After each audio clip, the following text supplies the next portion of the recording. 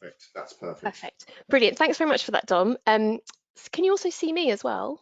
We Or... can. Yeah, Yeah, okay, brilliant.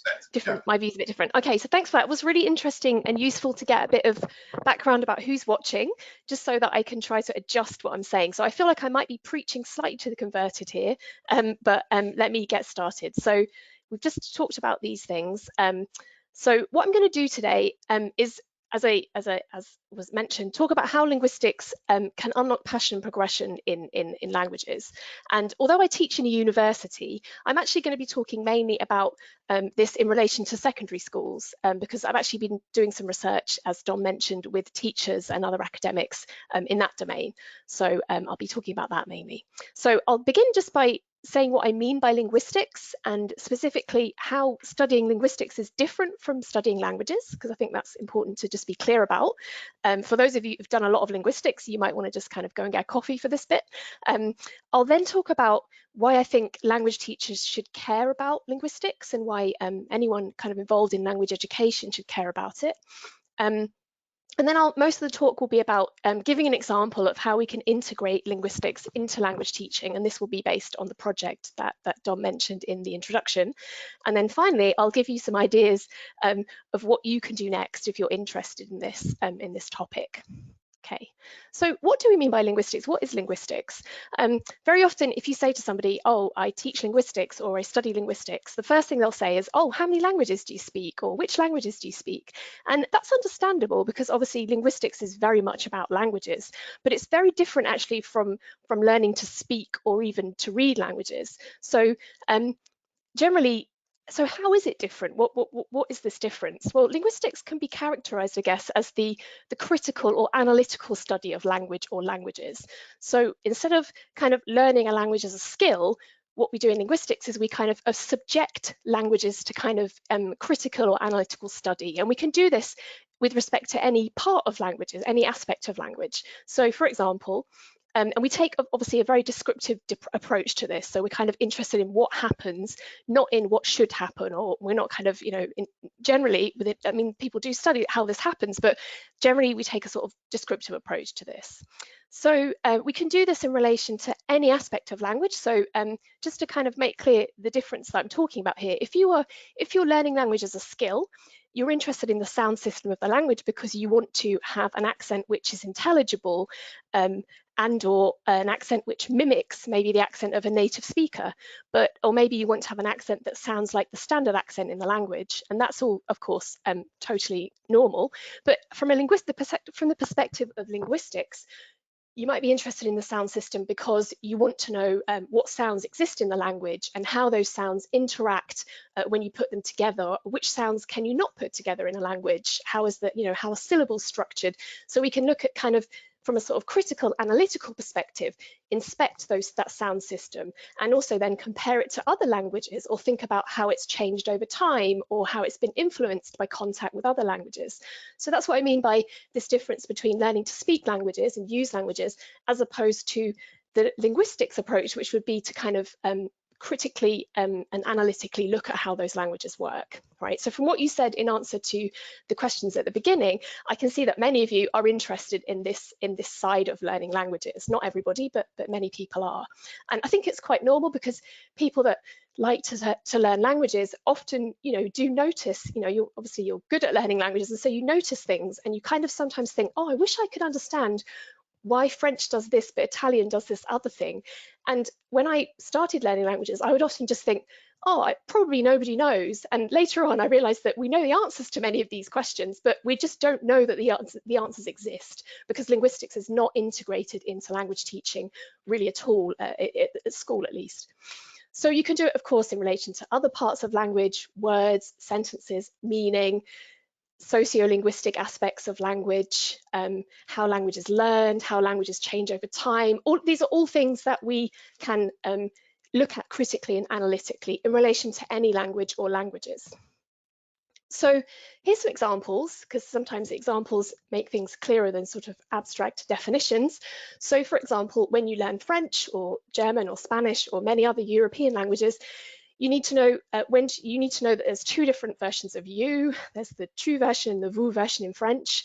This distinction is sometimes called the TV distinction because of Latin. And this conveys, you're told, formality of some kind. But actually, that's a really complex and interesting topic. What is conveyed by that, the use of T versus V pronouns? It's actually to do with things like power, power dynamics, age, you know, the context that you're in a work context, you might use a different pronoun than if you're in a kind of social context. It's much more fluid and difficult than is made out, actually. And for native speakers too, people are often unsure as to which pronoun they should use. And there's been lots of interesting work on this, also in relation to how this is changing in Western Europe. So people are much more informal now, certainly in France and Spain and also Germany, than they used to be. So the informal pronouns kind of spreading. So you can, I think, bring in a little bit of linguistics when you're teaching these forms, because people need to know how to use them. And actually, this is a really complex issue and a very interesting issue as well to think about critically and analytically. Thinking about French negation, this is a point that came up with many of the teachers that we've worked with, that they're unsure what to tell people when their students say, well, you know, you're teaching us to say ne pas, but when we go to France, everyone just says pas. And, you know, what do they say? Because actually, you know, that is variable in French. So this is a chance to bring in some language variation and change. So this is something that has already happened in English. We used to have a pre-verbal negator like ne and not, which comes from the same source as naught. And then we kind of lost the pre-verbal negator and we've been left with the post-verbal with this not word. So this is something that's kind of happening in French. We can see it changing, and it's already happened in English, and it's happened also in many, many other languages. So Jespersen studied this across a number of different languages. So you can bring in a little bit of language change, just to kind of to explain really why this kind of variation exists, and the fact that it's completely normal in language. I'm trying to learn German at the moment, so I'm loving all the cognates. So obviously English and German are related. They're from the same branch of Indo-European, and so many words are underlyingly very similar, but there have been certain sound changes in the different branches that have made them look less similar than they should. So we have, you know, Pfeffer for pepper and geben for give, and so on and so forth. And it's really interesting not only to point out these correspondences, but also to just tell students a little bit about how that happens and the fact that, you know, sounds change over time, and we can kind of go back and reconstruct common ancestor languages because we know a lot about how this works in historical linguistics. So there's just some examples. So linguistics has, I think it's kind of appealing, and so for that reason we should be teaching it. But also I think it has this ability to bridge this content skills divide that we see in UK secondary schools. So UK secondary schools really treat languages purely as skills. So they're really taught, you know, people are really assessed on their ability to master the 4 skills, you know, reading, writing, listening, and speaking. And this is, in some sense, you might think, well, of course, that's, you know, language is a skill, and of course it is a skill. Languages are skills, but other practical subjects are treated quite differently. So if we compare physical education with languages, physical education, even when you get to GCSE, is treated as quite an analytical subject. So people are, even when they have a performance component, they're invited to reflect on their performance and think about it critically. They also have to learn quite a lot of the theory of physical education, how muscles work and how metabolism works and everything like that. And that's quite different from the way that languages are assessed, certainly at GCSE and even at A-level. When you get to A-level, there is obviously a critical component. 20% of the marks are awarded for this kind of critical examination of literature and film, which is great, and I think that does definitely engage a lot of students. But if we were to also include linguistics, that would offer a kind of more obvious bridge between the skills and the content, because as we'll see, when you learn more about how language works, it makes you often more confident about speaking and using the language as well. So it kind of offers this bridge between these two, between the critical component and the sort of skills-based component of language, which is obviously really important as well. Okay, so why should language teachers care about linguistics? Sorry. Well, one reason we should care, we as a society should care actually, is because as you probably know, entries for languages have been decreasing over time, and this has sometimes been described as a languages crisis. If we look at the 2023 figures, we can see that the downward trend now even applies to Spanish, which otherwise was looking a little bit better, a bit more healthy than French and German. Of course, we have many other languages, community languages, which are also assessed at A-level. The numbers are quite small for them as well, and they, I think they've rebounded a bit after the pandemic, but there's not really, the growth in those languages is definitely not compensating for the loss of numbers in sort of the three main modern languages which are taught in schools. So that's one reason to care. And so, well, why is linguistics relevant to this? Well, this was really the basis of our project, because we kind of observed that linguistics is different. It's kind of a different perspective on language learning. And so it's perceived differently it's perceived as being different by students, as we'll see shortly. And so we hypothesized, and we found some evidence for this, that it appeals to different kinds of students. So students who may not want to go on to study literature may be interested in studying languages from a linguistic perspective. So arguably, it has the potential to attract new kinds of students to languages. And I was quite heartened by your responses to the questions at the beginning, showing that, you know, many people who love languages and learn languages are interested in these kind of questions, this kind of linguistic approach to language, which kind of demystifies some of these questions that we might have as learners and as speakers of other languages. Linguistics also gives us new ways of thinking about language. So I've talked about the bridging the skills cultural content divide. Also, this descriptive approach that I mentioned is, I think, very useful and valuable, and it's something that students really like as well, as we'll see later. It gives students a deeper understanding of what language is and how it works, and also leads to a reduction in linguistic misconceptions and prejudices, which are actually really rife in our society and in many societies. So it's kind of part of what should be really basic education for everybody. Other reasons, this improved metalinguistic awareness, which I mentioned already, there is controversy about to what extent this actually leads to improved proficiency in a language. And I must admit, we have not collected any data on that yet. That's a project that we're kind of building up to. But certainly we have evidence that understanding how the language works a bit better is perceived as something useful by language learners, and also it's something that makes them feel more confident in using the language. So for those reasons alone, I think this metalinguistic awareness is valuable. And then also there's this kind of cross-curricular skills-based aspect to this. So linguistic skills are kind of puzzle solving, analytical, critical skills. Sometimes they've been described as STEM skills. I don't necessarily like that division, but it's useful to think about it in those terms perhaps.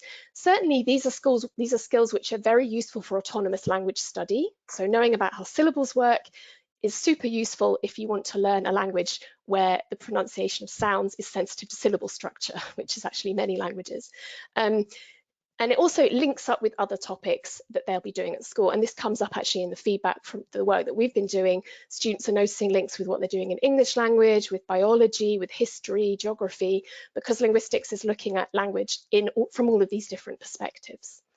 Okay, so this is just a quote from one of the teachers that taught some of our materials. I'm not going to read it out, but this is, I think, another reason that linguistics is useful. So this comes back to this idea of demystifying language. So linguistics reduces the gulf between the knower and the non-knower. So it's making things explicit, which otherwise you have to kind of work out on your own, and that can increase the wish to learn. So this teacher felt that linguistics makes languages come alive, and that it's a great leveler. So it's kind of helping not just the most able students, but other students in the class to access the language and improve. Okay, so how can we integrate linguistics into language teaching? So I have one answer to this, which is what we've done, which I'm going to tell you about, but there are many different ways to do it, I think. But I'm going to talk about a project that I've been running now since 2017 with a number of colleagues.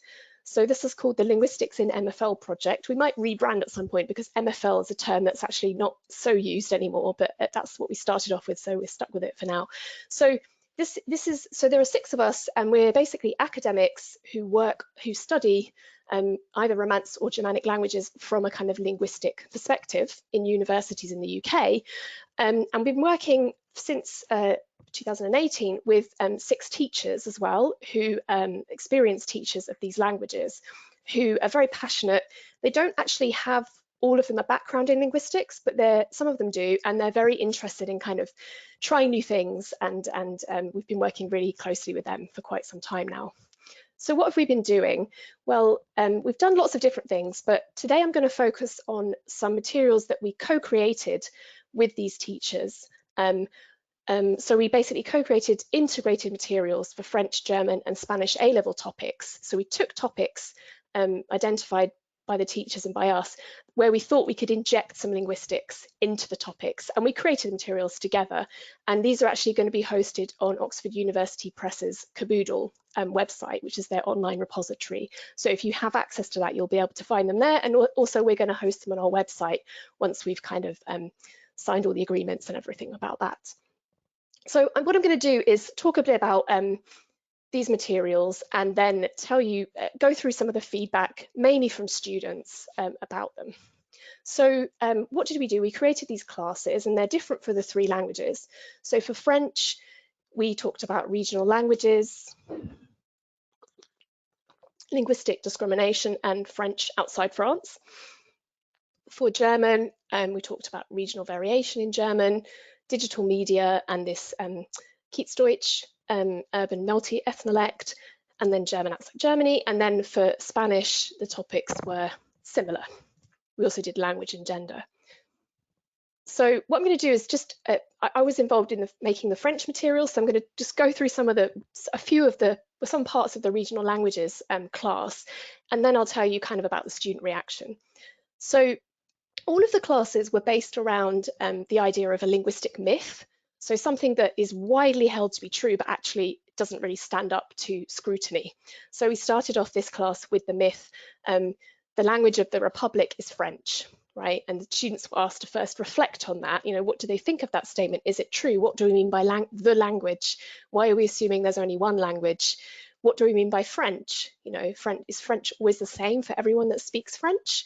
Why would we expect that a country would have a single language? That's something that's very much associated with like modern nation states, but hasn't always been the case, right? So we talk about that, they have a bit of a discussion. And then the class goes on to kind of deconstruct that myth and kind of introduce them to new ideas about languages in France. So there are obviously some notes to go with this. The teacher will talk about Parisian French, and they'll kind of talk a bit about how French is used all over France, but with different accents, and they may know about the sort of different accents that you find certainly in the south of France. And then we introduce the concept of regional languages, which are different from different variety regional French. These are actually different languages which similar. Some of them are quite similar to French and related to French, and others are very different from French. So the classes selects certain languages and talks about Breton, Basque, Catalan, Occitan, and Franco-Provençal. These are languages that we kind of know about. So one of the activities that the students do first is kind of based on the comparative method in historical linguistics. So on this table, each of the rows is a separate language. So A is a language, B, C, D, etc. are all languages.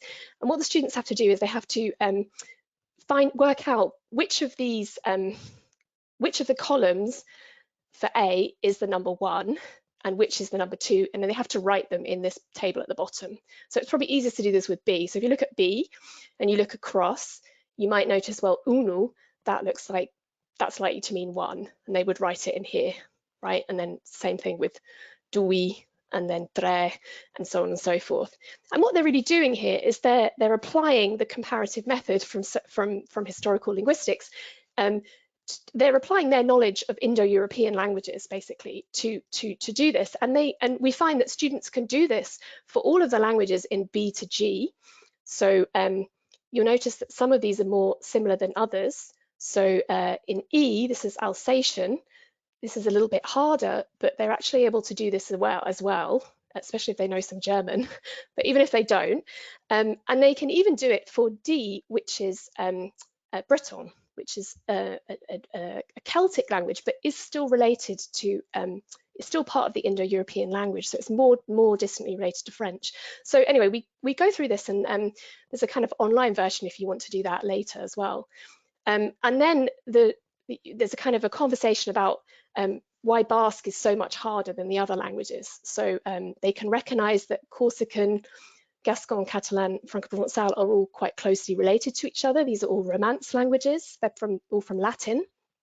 And Breton is a Celtic language, as I've just said, and Alsatian is a Germanic language. But Basque, basically the task is pretty impossible for Basque apart from Se, which is apparently an accidental, coincidental similarity. So anyway, this is kind of introducing them to the idea that there are multiple languages spoken in France, and some of them are closely related to French, but others aren't.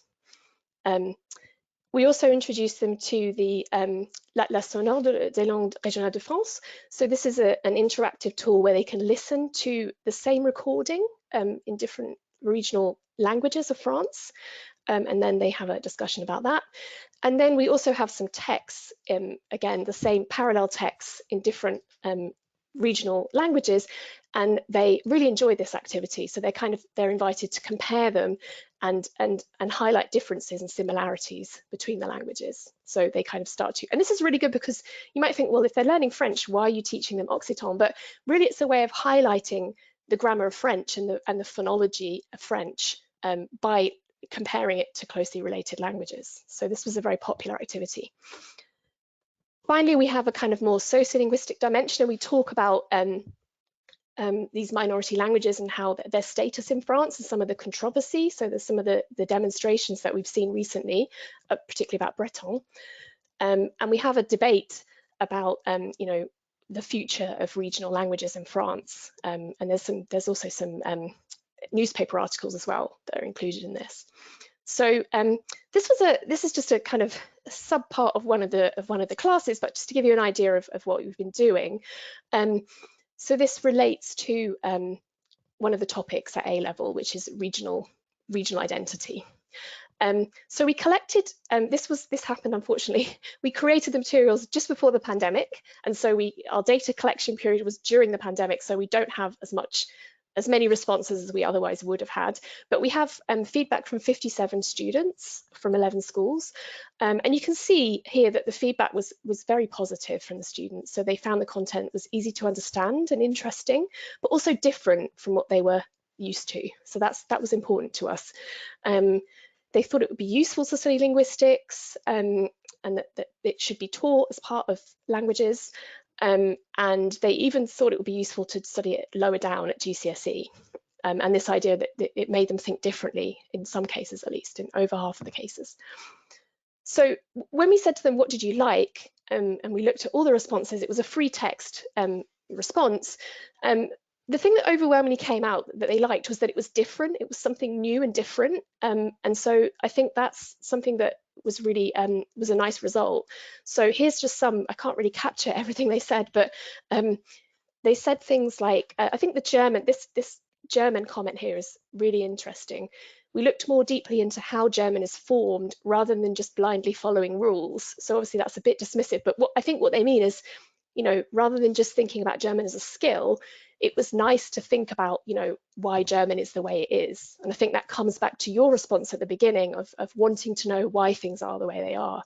They thought it felt relevant, talking about how people actually talk in reality. They liked learning about how languages change over time, and learning about regional languages. So they were interested as well, these connections with other language families. I think that's what that's about. How am I doing for time? Okay, so we asked them also, how were the classes different? And this was nice. So a lot of them commented on the fact that there was more discussion than normal, that there was a wider range of opinions. So they really cared about, you know, what would happen to these regional languages of France. And they found it kind of useful again. So this idea that it was kind of, it was appealing for this because it was kind of something they cared about really. We also asked them what they didn't like, and here it's not really surprising that the things that came up were, oh, that it was difficult, or it doesn't have anything to do with how they're assessed at A level, which is sort of a bit sad, but interesting, but how does it relate to the exam, basically? But then the other thing, so a couple of people did say, you know, I just want to learn to speak Spanish. I don't care about, you know, where it comes from. And that's completely legitimate. As I said at the beginning, not everyone is interested in, you know, the linguistic perspective, but it was really overwhelmingly popular. So there were only, I mean, most students, in answer to this question, said, I liked all of it. I liked everything. There wasn't anything I didn't like. So it was a really good response. They also talked about how it changed their attitudes. They like the sort of humanistic perspective. So thinking again about the sort of human side of languages and how languages change. This is probably the most interesting one. The class I took changed my perspective of languages as a whole. So there was this idea that they'd never really thought about languages in this way, and that they liked the sort of challenge of thinking about them in a different way. So we also collected feedback from teachers, and I don't have time to really go through this in much detail. You'll see that the teachers were very positive about the materials. This isn't surprising in a way, because the teachers had volunteered to teach these materials. So these were 17 teachers from different UK schools who had just kind of, you know, volunteered over the internet to teach the materials for us and give us feedback. So unsurprisingly, they were quite enthusiastic about linguistics. But they did have some nice additional comments that didn't come up so much in the student feedback. They felt that the materials were very relevant to the topics at A level. So that was really good. And also that they kind of were very inclusive, because they introduced this idea of language varying. And this was useful because they had students who maybe spoke different varieties of French in the classroom as heritage speakers. And this was useful for them to know that, you know, to understand why there are different varieties of French. They like the intellectual challenge, and the sort of scientific side of things as well was mentioned. So I don't want to take up too much of your time. I realise I'm running slightly over, but if you are interested in this kind of approach to bringing together linguistics and language teaching, what can you do?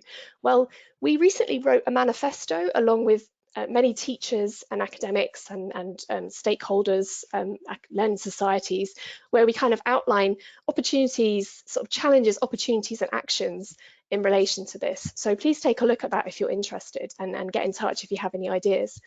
We cover things like multilingualism, motivation, curriculum and assessment design, and other things as well. And this manifesto has been launched. It got launched at the House of Lords in the summer, and it's been endorsed by many different organisations, including CIOL, very nicely. And so it's really been kind of widely circulated, and we're hoping that it will have some, it will galvanise these kinds of initiatives. So if you're interested, please have a look at our manifesto. You can download materials from our website. You can read our open access papers about this topic, and we're actually having a hybrid discussion about this on the 29th of August, if anyone would like to attend that as part of the Linguistics Association of Great Britain, which is being held in Newcastle. So I'll leave you there with some of our papers, and I can probably share these somehow, or you can get them from our website, linguisticsinmfl.co.uk. Thank you very much for listening. Thank you, Michelle. That was absolutely fascinating. So we've got some questions coming in, and I know also actually we have one more poll, I believe, as well. So do we want to run that first and then cover the questions, just to make sure we don't run out of time, because we've only got 6 minutes. So yeah, shall we run our last poll? Now, we had an audience enthusiastic about linguistics to start with, but anyway, having watched this talk, I can see the advantages of including linguistics in teaching of languages. And again, it's how much do you agree with that statement? And we will hold that open for another 5 seconds. 4, 3, 2, 1. Okay, so we have 77% strongly agreeing, 17% agreeing, 5% it depends, and we have 1% disagreeing. That should be there. So thank you very much. Very interesting there. Great. Okay, so we'll move on to the questions. Lots of people approving, saying how important linguistics is, for example, to promote critical thinking skills and offer a different way of thinking about the world. Specific questions here. It is good to hear that Kerboodle is open to the idea of updating resources and including your ideas. How close are you to encouraging exam boards to update their GCSE and A-level examination papers to reflect your research and ideas? Yeah, that's a really great question. Thank you very much. So we have been talking to certainly AQA. We've had a few meetings with them. They're sort of I mean, generally, I think they just don't really want to change things because it creates, extra work. I think there is some, there is some recognition that things just move very slowly. So we have been communicating and we've invited them to various events and we've tried to really kind of reach out to them. But we found that the OUP, the publishers have been much more receptive. I don't know if that will change. Obviously, the new GCSE is coming in now. It's going to be taught from September. So there's been a lot of focus on that and getting everything ready for that. So I think they've been probably working at capacity, preparing for that. So we might try and get in touch with them again once that's kind of, once that period has ended, when they might have some more capacity to think about the A-level. Okay, great. Okay. Sort of a comment here. We just need to persuade the school, college management teams that linguistics could be an extremely important addition to an already cramped timetable. They have really tightened the purse strings. I think this is wonderful. I'm going to try and make space and time in my teaching to raise awareness and empower the linguist learners. That's lovely. So this is a really important comment. So I didn't include this in the presentation, but we obviously asked the teachers lots of questions about, what do you see as the obstacles towards incorporating linguistics into your teaching? And the one that came up was time. That was the main, as you just mentioned, it was the main issue. And many of them commented on the fact that they've had their class times cut over the past few years. Often classes are very small at A-level, so it's even difficult to justify running an A-level class as well, which is another problem. So yeah, there's a lot of challenges. So I think working with senior management teams in schools is really important. So we've engaged a little bit with the association for I can't remember what it's called, but for head teachers as well a little bit. So that's it's obviously very important. Thank you. Okay, great. A question on the research, or a couple of questions on the research. One, assuming it's all focused on MFL learning rather than English. Second question, was there a difference in feedback between the state schools and the independent schools? Yeah, so there was. So so first of all, it was focused only on MFL. There are people doing similar things for English. I think the English language A-level is already quite based around linguistics, so they're in a kind of a different place as a starting point, but there's certainly colleagues working with schools as well doing similar things. In relation to what was the second question about difference in feedback between? Oh yes, different feedback. So originally we were hoping to get much more feedback from more schools so that we could really look at this, statistically. Impressionistically, we don't really I mean, I think 6 of the schools were independent and 11 were state schools, so they were overrepresented. What we did see was definitely qualitative differences where the independent schools tended to kind of say, oh, some of this is a bit simplistic, whereas the state schools commented more on that it was difficult. I think it's probably to do with the amount of contact time they have, maybe. But yeah, it will be interesting to look at that for sure. Great. Okay. And I think this needs to be our last question because we're coming into the break. But do you have any recommendations on where to start with studying linguistics for translators or interpreters? So people who are not starting a degree, who are already working. Yeah, I mean, it depends if you want to. I mean, I think there's loads of really good introductions to kind of linguistics that David Adger just published one. I can't remember what it's called, but probably on my shelf somewhere. Ian Roberts wrote one. There's also the Pinker books are really good, I think. They're quite old now. So there's many good books. They tend to focus on English or a kind of more, it's more difficult to find a good accessible introduction to, say, the linguistics of French. But there are some resources. So there's a new series of books actually that's been approved in the States, which aim to do exactly this. So introduce kind of like the linguistics of French or Spanish or any other language from scratch. So I think they'll be really good. But yeah, I think there's, probably just that kind of thing really. Or yeah, there are maybe some MOOCs as well, some online courses that you can do via universities. But it's a really good question. Yeah, it's something we should really think about as well. Okay, that's great. Well, I think we're going to need to wrap it up there. There's lots